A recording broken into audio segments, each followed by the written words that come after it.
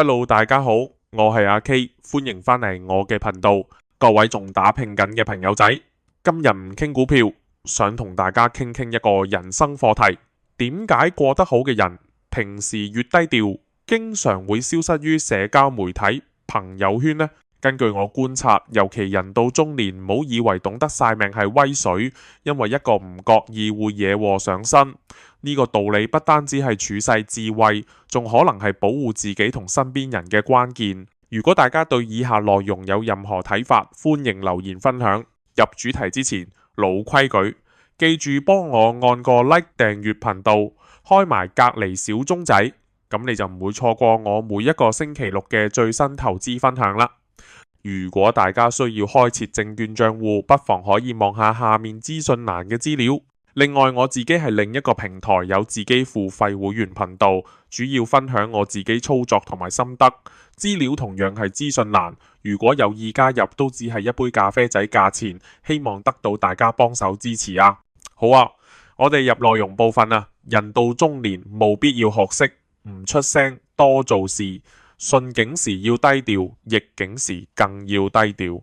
嘗試諗下，當你可以升職加人工，甚至係投資上賺到唔少錢，想開開心心同親朋好友分享個事，佢哋表情上係開心，但誰會知道背後分分鐘可能係一大堆妒忌嘅眼光。十字當中有人會覺得你扮晒嘢，心中會唔服氣，又或者有朋友見你生活唔錯，會借機問你借錢，甚至會游說你一齊做下小生意。呢個時候你左右為難，借錢俾佢，怕日後追唔返，唔借，又怕傷感情，為咗少令自己日後陷入兩難境地，亦想同朋友保持正常關係。適當嘅低調係我哋必須學識㗎。至於當你人生跌入低谷，比如投資失利、事業受挫，甚至係失業，更要守口如瓶。人性有時真係好現實，你以為嘅親朋好友可能會刻意同你保持距離，唔單止伸手幫你，仲可能背後唱衰你，話你冇本事同埋自作自受。所以與其浪費時間同人訴苦分享，不如自己默默努力，咬實牙關闖難關。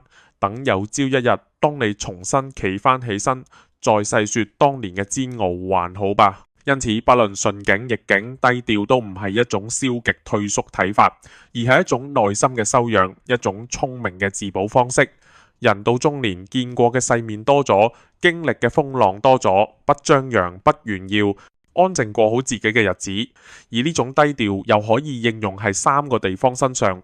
如果我哋好好運用，相信得益一生。第一，不張揚自己有幾少財富。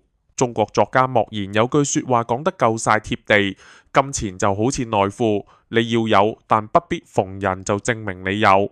對中年人嚟講，錢係乜嘢呢？錢係生活嘅保障，係應對突發狀況嘅底氣，係照顧家人嘅資本，但絕對唔係用嚟炫耀嘅工具。你有冇試過喺社交媒體晒手袋、晒旅行箱啊？以為好威水，但實際上係惹人憎恨。留意下身邊，但凡係有啲錢嘅人，低調到不得了，着普通嘅衫，食平價嘅飯，反而係啲冇幾多錢嘅人先至愛晒命。聰明嘅人會保持頭腦清醒，寧願默默耕耘，不斷積極上進。要記住，人若張狂，就容易睇唔到身邊嘅人，容易得罪人。第二，不張揚自己名利。人到中年，或許你喺行業內已經闖出一片天，有一定嘅社會地位同名利，呢個時候亦唔好飄，千祈唔好以為自己天下無敵。要明白，山外有山，人外有人，永遠會有比自己更優秀、更有本事嘅人。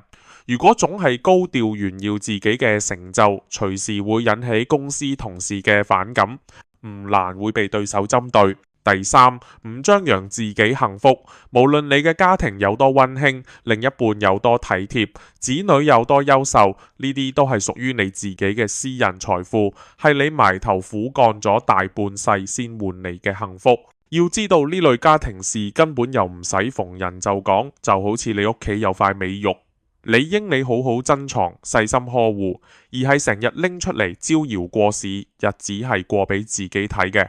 唔係過俾別人評價嘅。你得到嘅幸福，無需要別人認可，可以有一段真摯嘅感情同溫暖嘅家庭，已經係天大幸運。假如能夠守得住呢份幸福，唔受外界閒言閒語影響，唔受其他人自導破壞，咁樣唔難能可貴嗎？試諗下，如果你日日晒另一半送嘅禮物，晒子女嘅成績，日子一長，真心會惹嚟酸言酸語。你聽到呢類言語，心情又差，甚至又會影響家人嘅生活，咁何必呢？講到尾，人生能夠成就你嘅，從來都唔係別人嘅評價，而係你本身踏踏實實嘅行動力。收口等於收心，當自己學懂少出聲，專心做好自己嘅事，日子自自然然會過得從容。最後問問大家，你哋有冇試過因為過於張揚而惹嚟麻煩啊？歡迎留言分享。好啦，以上話題如果對你哋有幫助，記住按個 like 同訂閱頻道啦，同埋可以分享俾自己身邊嘅朋友聽啊。今日影片就到此為止，多謝大家收聽，下一條影片我哋再見面。